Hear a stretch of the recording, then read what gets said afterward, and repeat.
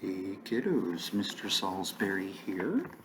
I have a little video here. Okay, I just have really the video of the cover of the book because today, although I'm not going to be able to see you physically, we're going to kind of do what is called a flipped classroom, to where I'm kind of doing a lot of the lessons on the computer via creating a video that you can watch at your leisure. The issue is that you all have a very specific time that allows for your schedule to meet with me that does not always align with what my schedule requires. So doing it this way allows a lot more flexibility, to where you can do it in the morning, afternoon, and Ms. Mancuso really has the power and control to do that.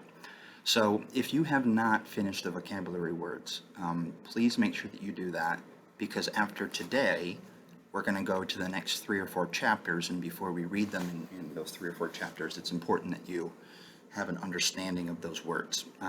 Can't understand what's happening in the story if you don't know what the words mean. So what I'm going to do right now is I am going to give Ms. Mancuso your books so you can follow along. It's very important you follow along, and that you're seeing the words that I'm reading, and you're listening to how I'm reading them. A lot of kids think that reading quickly is good reading, but really what it is to have a nice rhythm. Reading is almost like music, to where you want there to be flow and a rhythm. And if you ever listen to books on tape or anything that's being read, you'll notice that it's read in a manner that's more casual, as opposed to reading really quickly or not with a in depth of emotion. Anyway, so what we're going to do is after we read these chapters, I am going to ask Ms. Mancuso to take the books back, because I know that you are so excited to know what's going to happen, that you might be so excited that you accidentally, your book may fall and it opens up to the page that's the next chapter, and you start reading it, and then next thing you know, it falls again, and you read, chapter 5, and next thing you know, chapter 7, next thing you know, hey, Mr. Salisbury, I finished the book this weekend. So I'm going to be in control of that, because I don't want you to think too far in advance, because I want to prep you on how to think about it. Okay? So we did read chapter 3, which is the second of the 3 events that was talked about in the introduction, but I'm going to start from there so that we can, we did it kind of quickly at the end of the day, right before spring break, and I think we should jog our memory. And then what we'll do is that we'll read chapter 4, which is the 3rd event, and all of these 3 events seemed to be not connected. Wouldn't you agree? That's what the book said, I think. But these 3 events are so connected that it could completely overturn what we understand as real in Earth. It's a big deal. So, chapter 3, page 13, okay? And please follow along as you read or listen. At noon of the same day, in the first week of August, Winnie Foster sat on the bristly grass just inside the fence and said to the large toad, who was squatting a few yards away across the road, I will, though. You'll see. Maybe even first thing tomorrow, while everyone's still asleep. It was hard to know whether the toad was listening or not. Certainly, Winnie had given it good reason to ignore her. She had come out to the fence very cross. Remember, that means she's upset, she's angry. Very near the boiling point on a day that was itself near boiling. So the author has connected that she was really, really hot, in quotation marks, and it actually was hot. And noticed the toad at once. It was the only living thing in sight except for a stationary cloud of hysterical gnats suspended in the heat above the road. Winnie had found some pebbles at the base of the fence, and, for a lack of any other way to show how she felt, had flung one at the toad. It missed altogether, and she fully intended it should, but she made a game of it anyway, tossing pebbles at such an angle that they passed through the gnat cloud on their way to the toad. The gnats were too frantic to notice these intrusions. However, and since every pebble missed its final mark, the toad continued to squat and grimace without as much as a twitch. Possibly it felt resentful, or perhaps it was only asleep. In either case, it gave her not a glance when at last she ran out of pebbles and sat down to tell it her troubles. "Look here, Toad," she said, thrusting her arm through the bars of the fence and plucking it at the weeds on the other side. "I don't think I can stand it much longer." At this moment, a window at the front of the cottage was flung open, and the thin voice, her grandmother's, piped, "Winifred, don't sit on that dirty grass. You'll stain your boots and stockings." And another firmer voice, her mom's, added, "Come in now, Winnie, right away. You'll get heat stroke out there on a day like this, and your lunch is ready." "See," said Winnie to the toad, "that's just what I mean. It's like that every minute. If I had a sister or brother, there'd be someone else for them to watch. But as it is, there's only me. I'm tired of being looked at all the time. I want to be myself for a change." She leaned her forehead against the bars, and after a short silence went on in a thoughtful tone, "I'm not exactly sure what I'll do, but something interesting. Something that's all mine. Something that would make some kind of difference in the world. It'd be nice to have a new name, to start with, one that's not worn out from being called so much.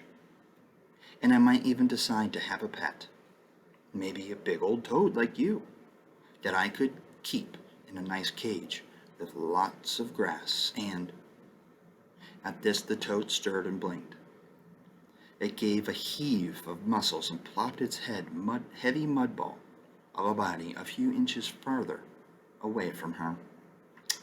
"I suppose you're right," said Winnie. "Then you'd be just the way I am now. Why should you have to be cooped up in a cage too? I'd be better if I could be like you, out in the open and making up my own mind. Do you know, they've hardly ever let me out of this yard all by myself. I'll never be able to do anything important if I stay in here like this. I expect I'd better run away." She paused and peered anxiously at the toad to see how it would receive this staggering idea, but it showed no signs of interest. "You think I wouldn't dare, don't you?" she said accusingly. "I will, though. You'll see, maybe even first thing in the morning, while everyone's still asleep." "Winnie," came the firm voice from the window. "All right, I'm coming," she cried, exasperated, and then added quickly, I'll be right there, Mom." So she kind of responded in anger, right? And then she caught herself and said, "Oh, better not talk like that." She stood up, brushed her legs where bits of itchy grass clung to her stockings. The toad, as if it saw that their interview was over, stirred again, bunched up, and bounced itself clumsily off towards the wood. Winnie watched it go. "Hop away, Toad," she called after it. "You'll see. Just wait till tomorrow morning." Chapter 4, page 17. And so as I'm reading, I think you're going to, you get the toad here. You're going to start to see some pretty neat, I guess it's almost foreshadowing or symbolism that are even in the illustration on the cover. Chapter 4, the third event. Remember, morning, noon, evening. Okay, it's that cycle. This whole book is about cycles. At sunset of the same long day, a stranger came strolling up the road from the village and paused at the Foster's gate. Winnie was once again in the yard, this time intent on catching fireflies, and at first she didn't notice him. But after a few moments of watching her, he called out, "Good evening." He was remarkably tall and narrow, this stranger standing there. His long chin faded off into a thin, apologetic beard, but his suit was a jaunty yellow that seemed to glow a little in the fading light. A black hat dangled from one hand, and as Winnie came toward him, he passed the other through his dry gray hair, settling it smoothly. "Well now," he said in a light voice, "out for fireflies, are you?" "Yes," said Winnie. "A lovely thing to do on a summer evening," she said the man richly. "A lovely entertainment. I used to do it myself when I was your age." We're going to come back and read this chapter, maybe even after we're done with the book, because there is so much symbolism and foreshadowing that you have no idea. So I just want you to be thinking about that. Think about what he is saying and what she is saying, because there's much deeper meaning. But of course, that was long, long ago. He laughed, gesturing in self-deprecation with long, thin fingers. His tall body moved continuously. A foot tapped, a shoulder twitched, and it moved in angles rather jerkily. But at the same time, he had a kind of grace, like a well-handled marionette. And so marionette would be like a puppet. Indeed, he seemed almost to hang suspended there in the twilight. But Winnie, though she was half charmed, was suddenly reminded of the stiff black ribbons that had hung on the door of the cottage for her grandfather's funeral. She frowned and looked at the man more closely, but his smile seemed perfectly all right, quite agreeable and friendly. So it's kind of interesting there. So he's coming to say, he's kind of watching her, which is odd, right? To watch a child in the front yard, and then she doesn't see him there. He says hello, and she's like, "Whoa, geez, where do you come from?" Seems fine, but then it reminds her of her grandfather, and she makes note that her grandfather had just recently died. She said the stiff black ribbons that hung over on our door of the cottage. So back then, when a family member would die, you would often have black ribbons on your door, and that would let the community know that you had a family member pass. Remember, no Google, no internet. This is in the late 1800s, early 1900s, and so that's how it was done. And so she's thinking about her grandfather and thinking, well, geez, maybe I shouldn't talk to the stranger here. "Is this your house?" asked the man, folding his arms now and leaning against the gate. "Yes," said Winnie. "Do you want to see my father?" "Perhaps in a bit," said the man, "but I'd like to talk to you first. Have you and your family lived here long?" "Oh, yes," said Winnie. "We've lived here forever." "Forever," the man echoed thoughtfully. It was not a question, but Winnie decided to explain anyway. "Well, not forever, of course, but as long as there's been any people here. My grandmother was born here. She says this was all trees once, just one big forest everywhere around.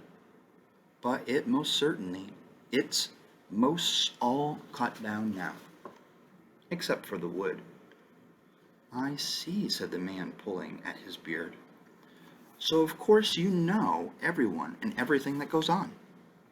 "Well, not especially," said Winnie. "At least, I don't." "Why?" The man lifted his eyebrows. "Oh," he said, "I'm looking for somebody. A family." "I don't know anyone much," said Winnie, with a shrug. "But my father might. You could ask him." "I believe I shall," said the man. "I do believe I shall."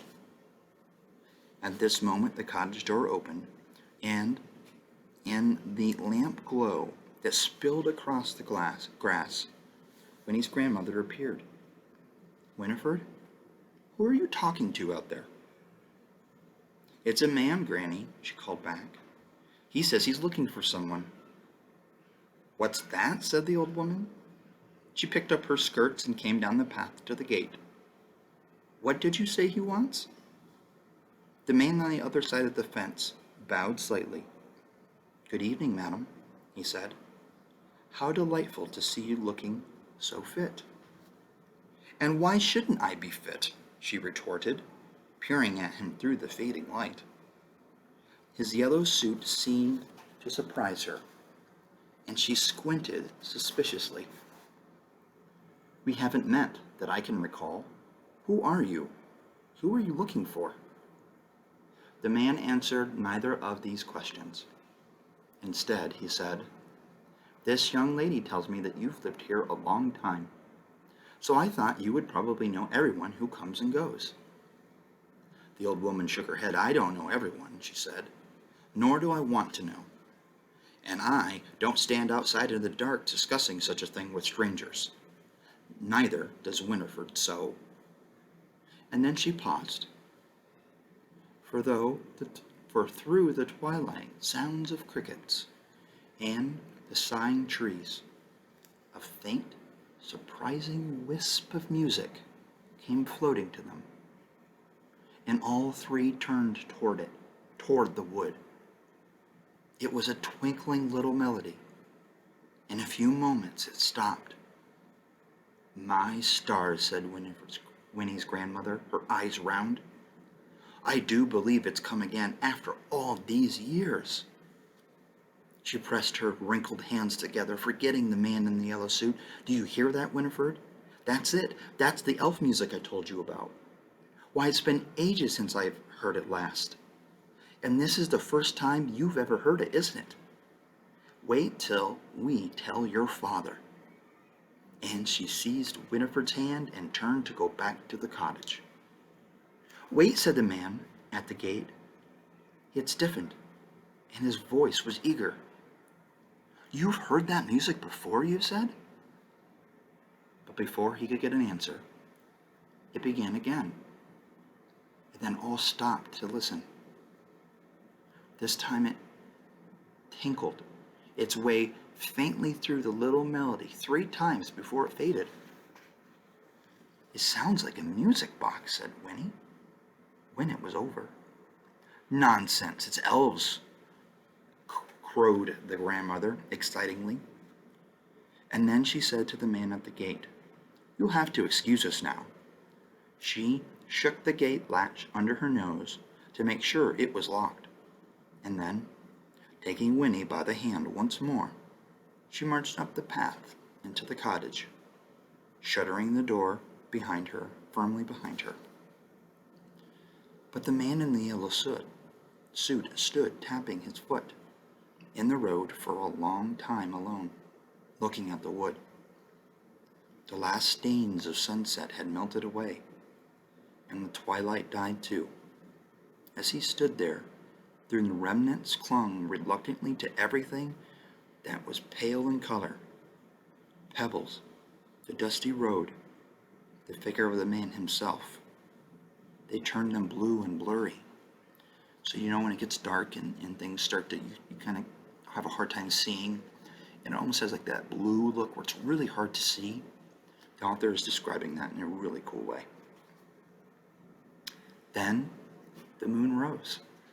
Remember, started, it's so cool, morning, afternoon, evening, and now she's describing the moon rising.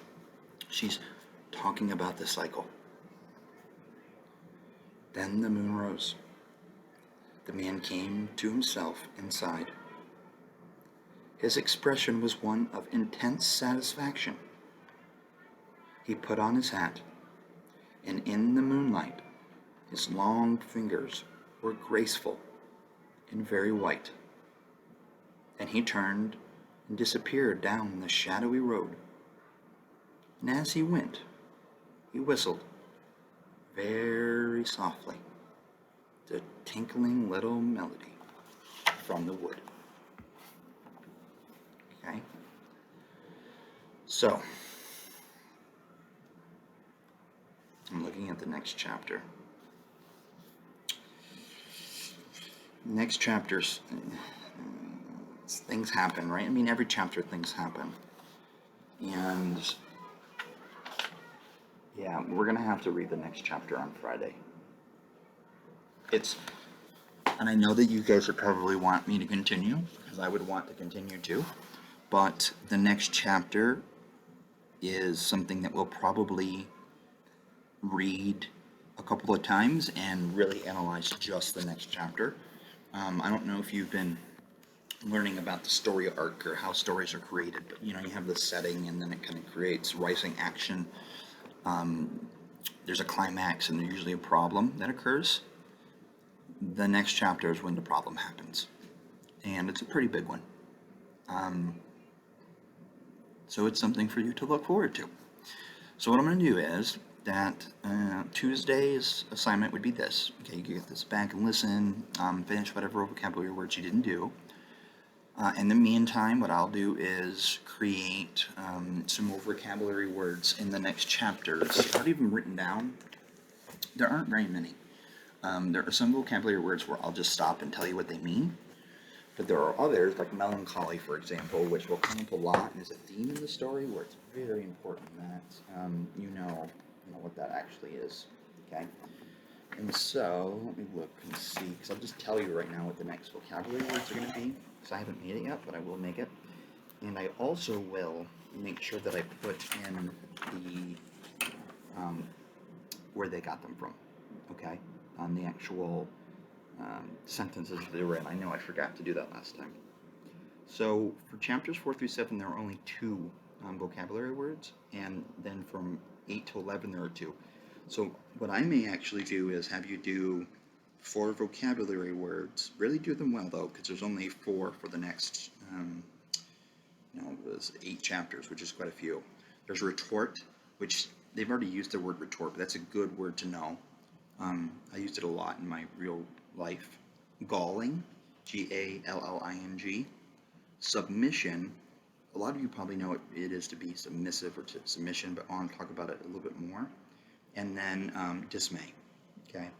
And then we can kind of start talking about the words that we've done, because they will be going and coming up again later in the story.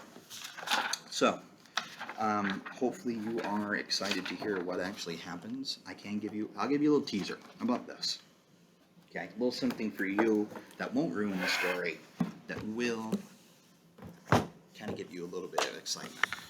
In chapter 5, Winnie, believe it or not, runs away. I will see you all, in quotation marks, on Thursday or Wednesday. And then you get to find out.